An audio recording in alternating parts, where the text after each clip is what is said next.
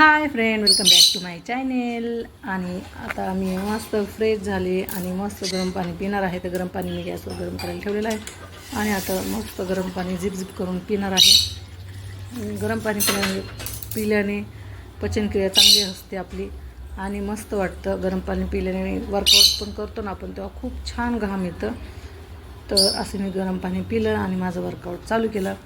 तर वर्कआउट मी पहिलं करत नव्हते, कारण भरपूर आता किती 18मध्ये केले होते मी वर्कआउट. त्याच्यानंतर आत्ता सुरू केलं. आता मला 4था दिवस आहे, वर्कआउट चालू आहे माझा.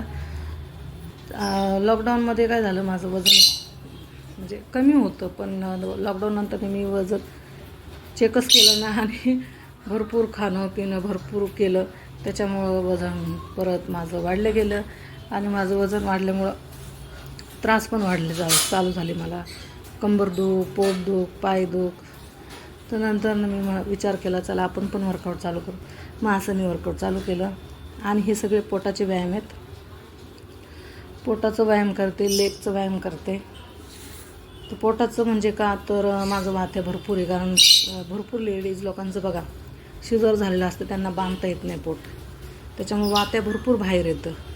वात्या भरपूर बाहेर आल्यामुळं पोट एकदम विचित्र दिसतं. तर त्यासाठी मी हा वर्कआउट चालू केला की जास्त करून 15 ते 20 मिनटं वर्कआउट करायचं, पण फुल म्हणजे घामाघूम होऊन जायचं. तर असं माझं वर्कआउट चालू होता आणि मी खूप एन्जॉय वर्कआउट करत होते. तर हे मी डेली करत असते वर्कआउट. कारण का, तर भरपूर घाम येतं ह्याच्याने आणि वर्कआउट पण छान होतो. पसीना होऊन जातं आपण शरीर. तर माझं मराठी आणि हिंदी मिक्स ह्याच्यामध्ये तर त्याच्यावर इग्नोर करून टाका तुम्ही आणि माझं वर्कआउट बघत जावा तुम्ही कसं करते मी.